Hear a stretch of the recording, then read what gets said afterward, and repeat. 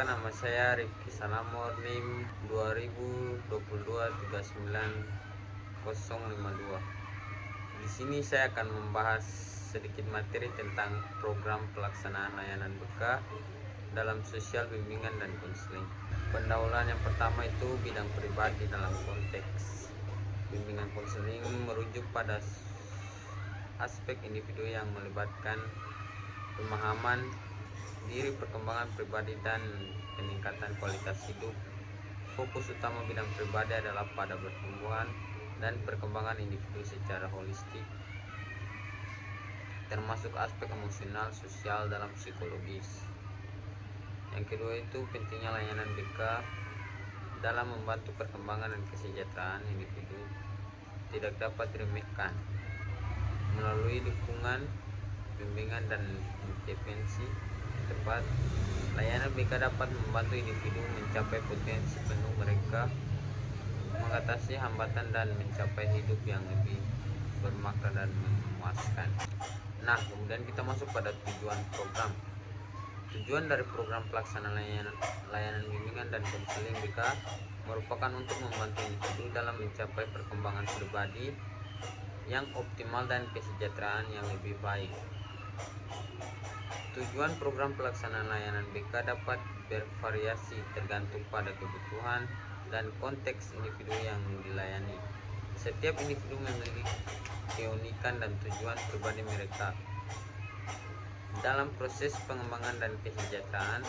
Oleh karena itu, program BK dirancang untuk memenuhi kebutuhan individu secara holistik dan mendukung mereka dalam mencapai potensi penuh dan kesejahteraan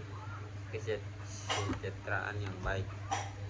Kemudian itu komponen program. Nah, di sini komponen program menjelaskan bahwa pelaksanaan layanan bimbingan dan konseling terdiri dari berbagai komponen yang bekerja bersama untuk mencapai tujuan yang ditetapkan. Berikut adalah beberapa komponen umum yang ada dalam program BK. Yang pertama itu penilaian dan evaluasi, yang kedua konseling individual, yang ketiga konseling kelompok, dan konseling keluarga. Nah, yang pertama itu penilaian dan evaluasi. Penilaian dan evaluasi merupakan komponen ini melibatkan penilaian awal individu untuk mengidentifikasi kebutuhan, kekuatan, dan area yang perlu diperhatikan dalam layanan BK. Yang kedua itu konseling individual.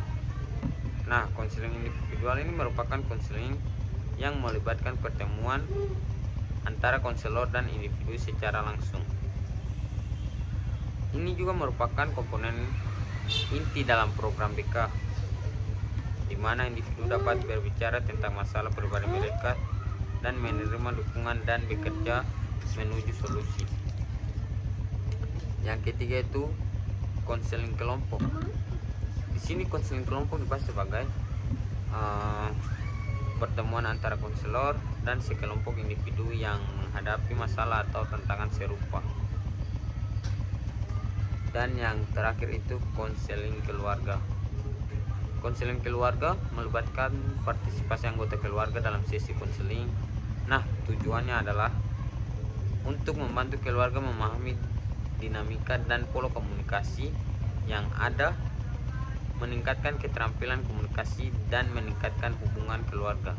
Seterusnya itu masuk pada metode pelaksanaan. Nah, beberapa metode yang umum digunakan dalam program layanan BK. Yang pertama itu konseling individual, yang kedua itu konseling kelompok, dan yang ketiga konseling keluarga.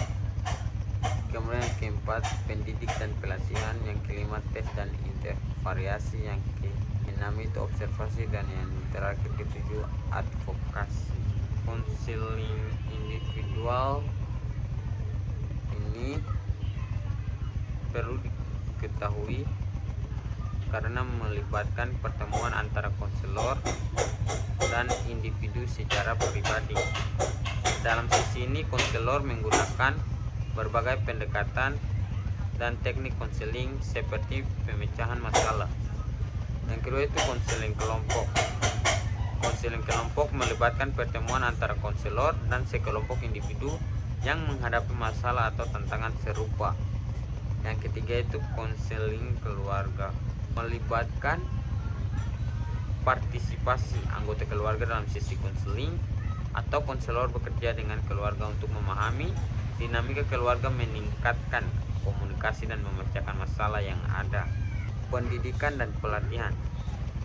Metode ini melibatkan penyampaian informasi serta keterampilan dan strategi melalui program atau pendidikan dan pelatihan. Kemudian itu kita masuk pada manfaat program. Nah, berikut ini adalah beberapa manfaat yang dapat diperoleh melalui pelaksanaan program layanan BK. Yang pertama itu pengembangan kepribadian dan potensi, dan yang kedua itu peningkatan prestasi akademik dan pengembangan keterampilan karir. Pengembangan kepribadian dan potensi merupakan suatu program layanan BK dan membantu individu dalam mengembangkan kepribadian mereka dengan mengenali dan memahami diri sendiri. Yang kedua itu peningkatkan prestasi akademik. Nah, peningkatan prestasi akademik menjelaskan bahwa melalui program layanan BK, individu dapat menerima bimbingan akademik yang membantu mereka meningkatkan keterampilan belajar, serta mengembangkan strategi pemecahan masalah dan meningkatkan motivasi dan mengelola waktu dengan efektif. Yang ketiga itu pengembangan keterampilan karir. Dijelaskan bahwa pengembangan keterampilan karir merupakan program layanan BK dan membantu individu dalam menjelajahi minat dan bakat dan nilai-nilai mereka, serta menyediakan informasi tentang beberapa pilihan karir. Yang berikutnya itu evaluasi program. Nah, evaluasi program merupakan layanan BK sangat penting karena memberikan pemahaman yang lebih baik tentang efektivitas serta keefektifan dan dampak program tersebut terhadap individu yang dilayani. Nah, kesimpulannya di sini adalah program pelaksanaan layanan bimbingan dan konseling BK dalam bidang pribadi memiliki pentingnya yang signifikan. Program ini memberikan dukungan serta bimbingan yang berfokus pada pengembangan individu secara holistik. Dengan demikian, program pelaksanaan layanan BK dalam bidang pribadi bimbingan konseling memiliki manfaat yang signifikan bagi individu dalam mencapai pemahaman diri yang lebih baik dan peningkatan kualitas hidup secara keseluruhan. Program ini memberikan dukungan, bimbingan, dan alat yang diperlukan bagi individu untuk menghadapi tantangan serta mengembangkan potensi dan mencapai kesejahteraan yang optimal.